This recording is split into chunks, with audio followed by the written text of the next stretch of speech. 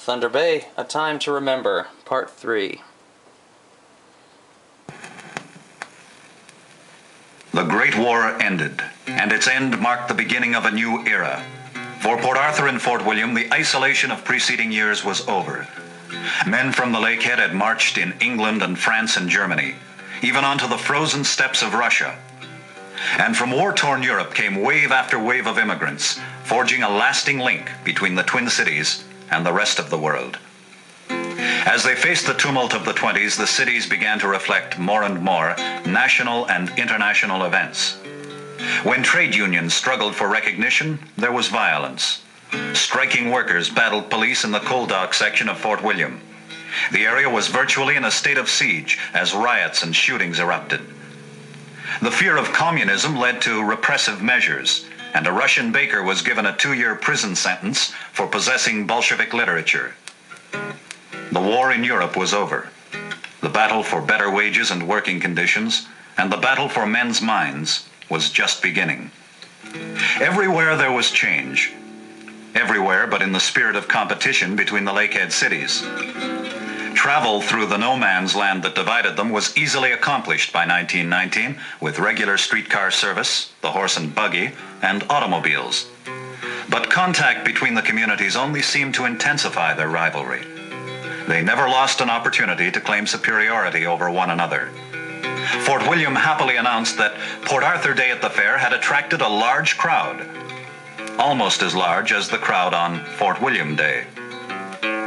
But the rivers of the past flow swiftly, and suddenly it was the age of jazz and gin, of Fords and flappers. Suddenly it was the 20s. People shrugged off the melancholy of the post-war years and began to enjoy themselves. They danced and took moonlight cruises around Thunder Bay. New rinks were built to accommodate hundreds of skaters and hockey enthusiasts.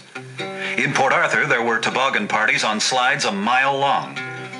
There was sleigh riding and snowshoeing, hunting and fishing, an inland ocean at the front door, and 1,000 lakes in the backyard. The land was good. Its people prospered. The cities expanded. Grain elevators continued to be built or enlarged. Roads were improved, and on May Street in Fort William, the latest in luxury hotels was constructed, the Royal Edward. At the geographical center of the continent, the Twin Cities were commanding attention everywhere. In 1928, the Canadian government expressed concern over the lack of trained pilots. Air transportation was becoming increasingly important. A year later in Fort William, the Royal Canadian Flying Clubs Association was formed. Back in 1905, Sir Wilfrid Laurier had prophesied, "Before many years are over, we shall see here on these shores a Chicago of the North." As the decade ended, the people of the Lakehead remembered Laurier's prophecy. Perhaps he was right, after all. A few short years later, his statement would only remain as a bitter reminder of what might have been. Port Arthur and Fort William settled into the dust of the Great Depression. They couldn't whip it with industrial wealth, but they fought back with the warmth and courage of their citizens. The twin ports with their ships and trains became the crossroads for a hungry nation. The lakeshore was transformed into a haven for hobos. Transients on their way from nothing to nowhere roamed the streets begging for handouts. Hundreds of angry, jobless men marching from Western Canada to Ottawa stopped at the Lakehead. They were fed and cared for by citizens who had little enough themselves.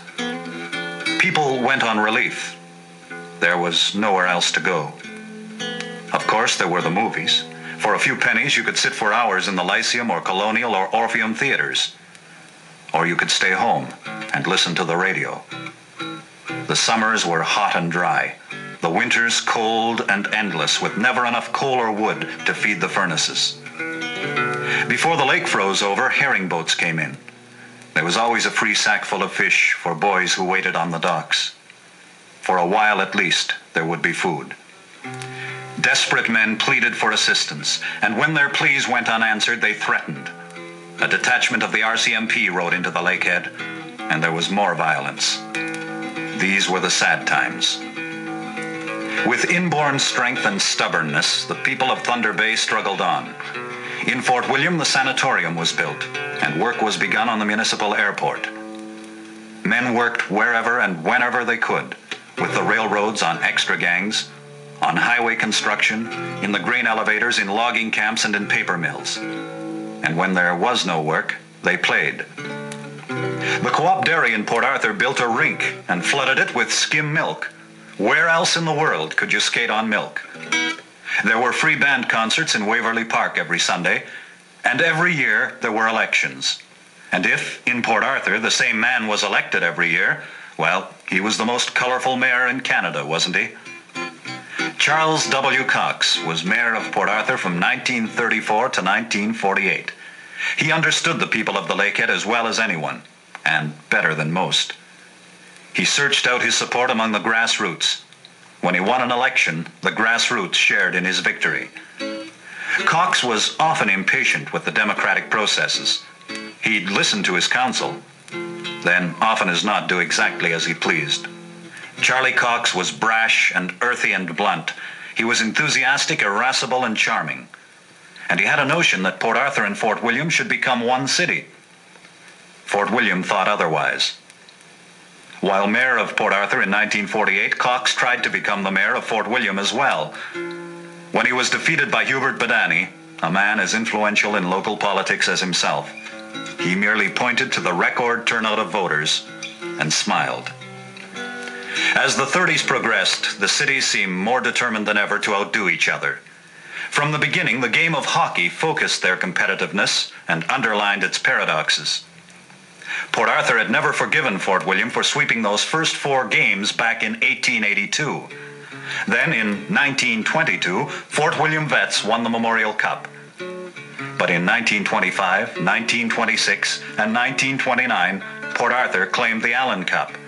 There were new honors for the Bearcats when the team was chosen to represent Canada in the 1936 Olympic Games. They were defeated by England, and it was small consolation that the coach of the English team was Percy Nicklin, who happened to be from Port Arthur. Yes, hockey was more than a game at the Lakehead. It was a way of life. On hockey nights, supporters sat like hostile camps on opposite sides of the arena.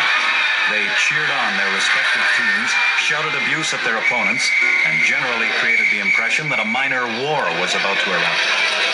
And yet, whatever team won the district championship, it could be assured of total support from both cities. Opponents from elsewhere, such as the Kimberley Dynamiters and Trail Smoke Eaters, were to learn how quickly the Twin Cities could become unified for a hockey tournament.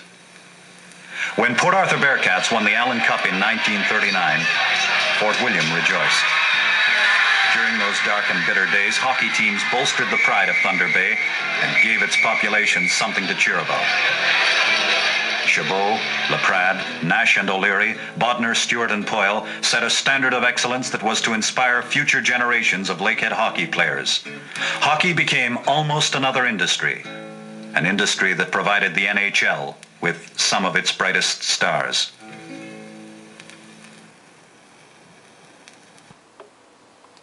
Stay tuned for part 4, the last part of Thunder Bay, A Time to Remember.